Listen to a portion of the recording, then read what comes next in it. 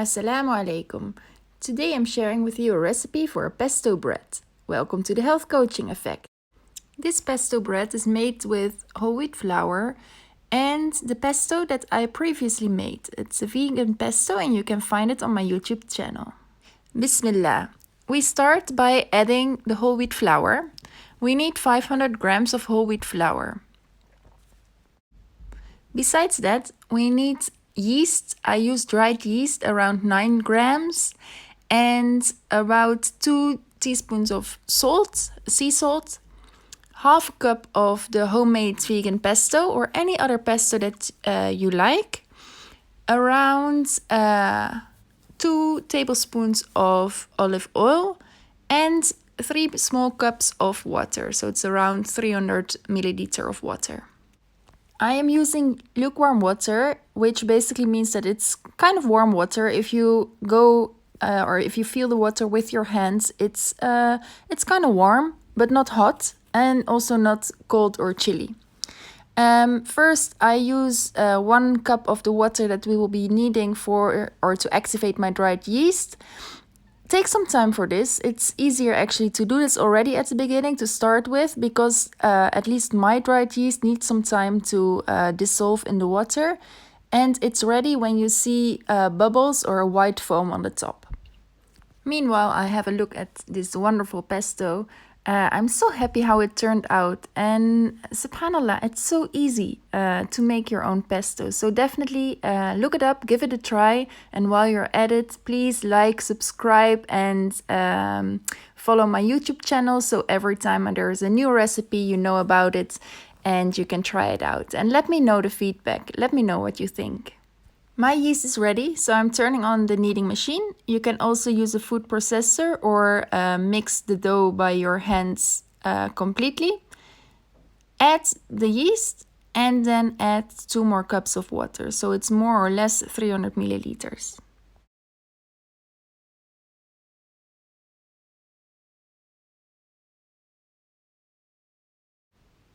And add also the olive oil.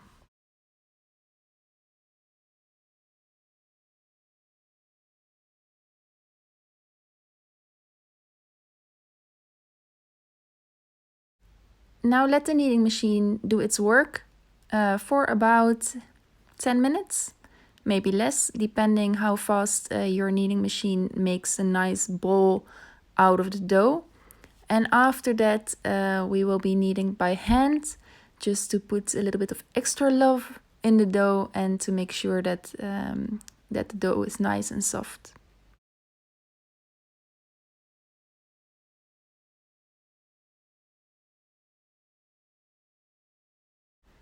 There we go. The dough is ready, or the kneading machine is ready. The dough not yet. I will be kneading the dough by hand for about another 10 minutes or so, however how long you like. So you will see me in the beginning and in the end with gloves, but in the meantime I'm kneading the dough with my bare hands. Definitely at home, knead the dough with your bare hands, because it makes all the difference to feel the dough.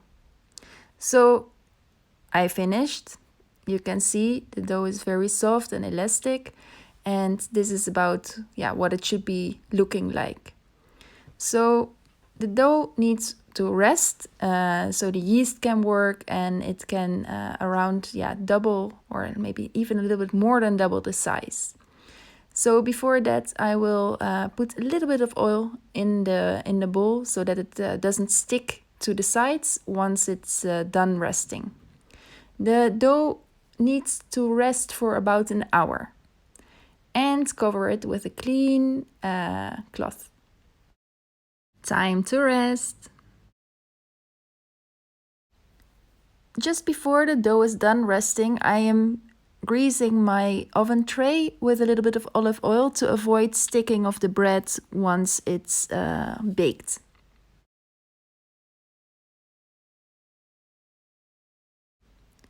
After an hour, I'm taking my dough and take it out of the bowl and start shaping it, so then later on I can roll it with the pesto in between to have a nice pesto bread, inshallah. To flatten the bread, you can use a rolling pin or you can use your hands. I'm using my hands. Actually, the dough really feels like pizza dough. So it's very easy to shape and to move, and it's a lovely feeling. So yeah, definitely work the dough with your hands, inshallah. My motivation to make these videos is to inspire my clients, my health coaching clients, to cook their meals at home and to try different things and to start loving the produce and the meals that they're making for themselves and their families. When I was studying and early in my work experience, I did not make a lot of time or effort to prepare my own meals, my home cooked meals. And only later on, I started to really value the time and the products, and especially the feeling that home cooked meals and eating of healthy food gives me. It's a real blessing, and it's a daily task, and it's definitely worth a try. Once the dough is flattened, it's time to add the pesto. I'm taking a few spoonfuls of the pesto and flatten it evenly all over the bread. You can use as much or little of pesto you like. It's all about your own individual taste.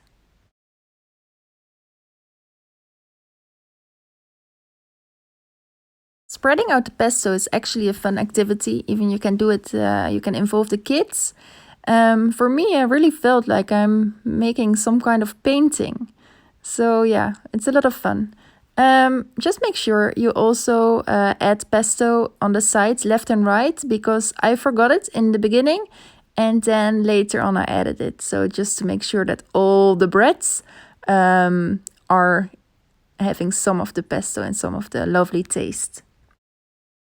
So this step is very easy, just rolling up the breads, and then later on we cut it. So this is the moment where I realized, oh, I forgot some pesto on the left and right sides, so those breads are also getting some of the pesto at the moment.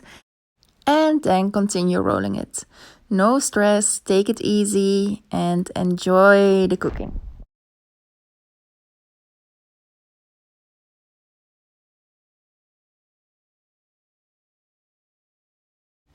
Now cut the bread roll with a knife in pieces of around 3 centimeters. I am getting 12 breads in total. So if you want, you can also make smaller breads or bigger breads, just adjust the baking time. Meanwhile, also preheat the oven on 190 degrees and make sure to add a basket or a little bowl that is heat resistant to add some water for steam inside the oven so that the bread is getting very moist and still crispy.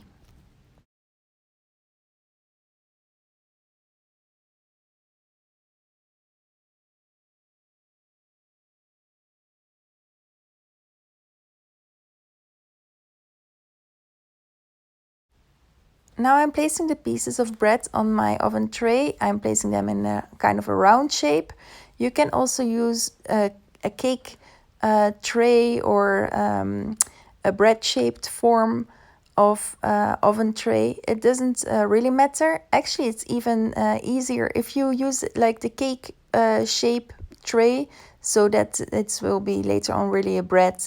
For me, as I am using the tray and I don't have enough breads to fill the complete tray, it's more like this design. So I call it like a flower. Cover the breads again with a clean cloth and let it rest for a second time.